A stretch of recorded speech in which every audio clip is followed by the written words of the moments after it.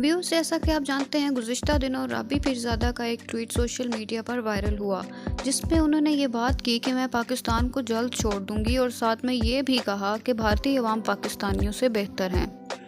इस हवाले से इन्हें बहुत ज़्यादा तनकीद का सामना करना पड़ा, क्योंकि उन्होंने पाकिस्तान को छोड़कर इंडिया की बात की, जबकि वो सोशल मीडिया पर बहुत अरसे से भारत की मुखालफत में बोलती चली आई हैं, जिसमें इंडियन प्राइम मिनिस्टर मोदी को गालियां तक निकालना और आरएसएस की भी मुखालफत करना शामिल है। वो कहती हैं कि मैं इंडिया की हेडलाइंस में आती रही हूँ, पर किसी ने इस पर बात नहीं की। इनका ये गिला था कि क्यों जब मैं पाकिस्तान के हक में और भारत के खिलाफ बोलती हूँ तो किसी ने मेरी कभी पजीराई नहीं की, मेरा साथ नहीं दिया या इस बात को वायरल नहीं किया कि मैं अकेली कैसे इन सब से गुजर रही हूँ। लेकिन जब मेरी पिक्चर्स लीक हुई और वो सोशल मीडिया पर आई तो पाकिस्तान से ही उसकी अपलोडिंग इतनी ज़्यादा थी कि फॉर्चुनेटली इंडिया से तो वो बंद हो गई, लेकिन पाकिस्तानियों ने फिर भी उसकी अपलोडिंग जारी रखी। कहती हैं कि मेरे पास हर एक शख्स का डाटा और हर एक शख्स की रिपोर्ट आती रही है कि कौन सी पिक्चर, कौन सी वीडियो कहां से और किस दिन अपलोड की जा रही है। मैं चाहूं तो मैं उसके घर जाकर भी उस शख्स से बात कर सकती हूं। लेकिन वो कहती हैं कि इतनी सारी मुखालफत के बाद यहाँ मुझे लोग कह रहे हैं कि मैं पाकिस्तान छोड़ने की बात क्यों कर रही हूँ।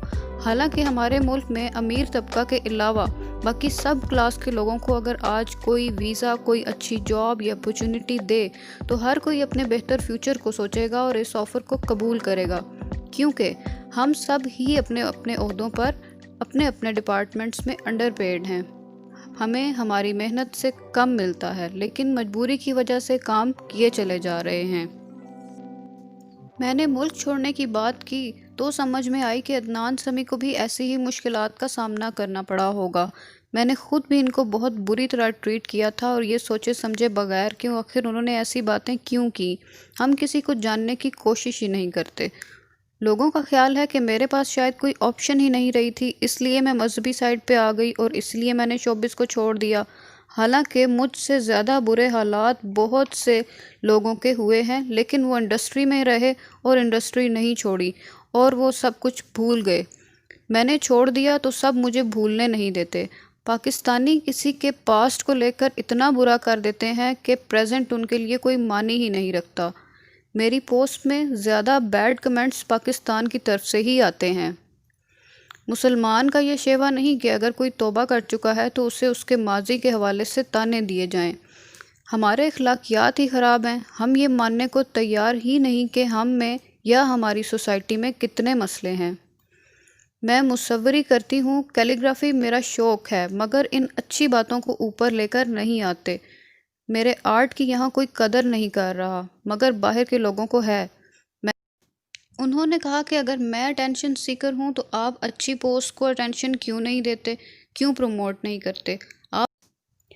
आप लोगों को बुरी चीज़ों को अटेंशन देने की आदत है, मगर मैं अकेली मुआशरा नहीं बदल सकती। ना मैं इंडिया जा रही हूँ शोबिस के लिए और ना सियासत में आने का शौक़ है।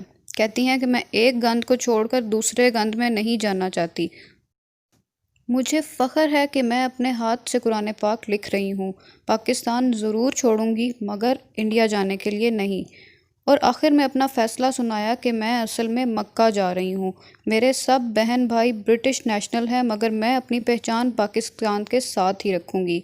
कहीं भी गई पाकिस्तान को ही रिप्रेजेंट करूँगी। उन्होंने पैगाम दिया कि पाकिस्तान से प्यार करें और अच्छी सोच और अच्छी बात को प्रमोट करना सीखें।